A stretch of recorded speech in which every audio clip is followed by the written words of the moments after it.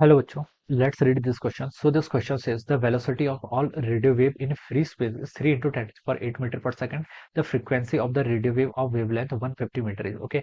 आपको क्या बतानी है? वेवलेंथ आपको क्वेश्चन में गिवन कर रखी है। The frequency of the radio frequency आपको यहाँ पर कैलकुलेट करके बतानी है। ऑलराइट, तो देखिए बच्चों, आपको यहाँ पर इस क्वेश्चन का की कॉन्सेप्ट आप देखिए क्या लिख सकते हैं।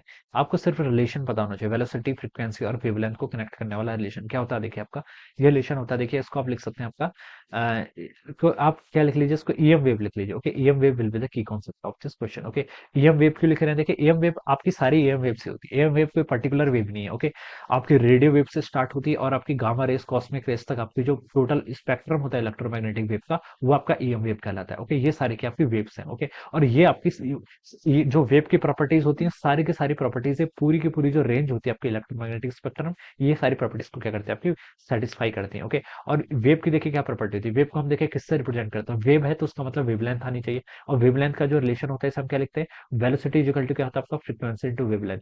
ये बहुत ही स्टैंडर्ड क्या है रिलेशन है। Okay, velocity is equal to frequency into wavelength, ये आपका ऑलवेज क्या रहता है, ट्रू रहता है। ओके, अगर आप किस एयर की या फिर वैक्यूम की बात करते हैं तो वी को हम सी से रिप्लेस कर लेते हैं। ओके, और एफ क्या होता है आपका, फ्रीक्वेंसी। फ्रीक्वेंसी आपकी सोर्स डिपेंडेंट क्वांटिटी होती है, ये आपकी मीडियम पर डिपेंडेंट नहीं करती है, तो ये आपकी कांस्टेंट रहेगी बेसिकली। ओके, अगर आपका मीडियम चेंज कर रहा है तो यहाँ पर बोल रखा है velocity of all radio wave in free space is 3 into 10 metre per second. Okay, यानी कि फ्री स्पेस की बात कर रहा है, तो वी की वैल्यू आपको क्वेश्चन में गिवन कर रखी है कितनी, 3 into 10 metre per second.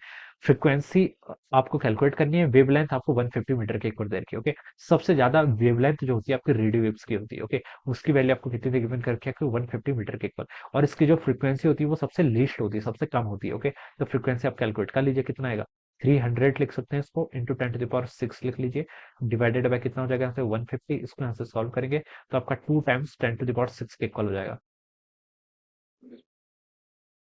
2 times 10 to the power 6। Alright, हाँ ठीक है ठीक है, 2 into 10 to the power 6 hertz के इक्वल हो जाएगा। ऑलराइट, और ये आपका, इसको हम क्या लिख सकते हैं, 10 to the power 3 को किलो लिखते हैं और 10 to the power 6 है तो उसको मेगा हर्ट्ज लिख सकते हैं। तो 2 mega hertz will be the answer of this question. Okay, so this will be the frequency. ये क्या हो जाएगा आपकी इसकी फ्रीक्वेंसी। तो ये आपका ऑप्शन बी से मैच कर रहा है, so we can say that option B will be the right answer of this question. Option B क्या होगा इसका करस्पॉन्डिंग करेक्ट आंसर।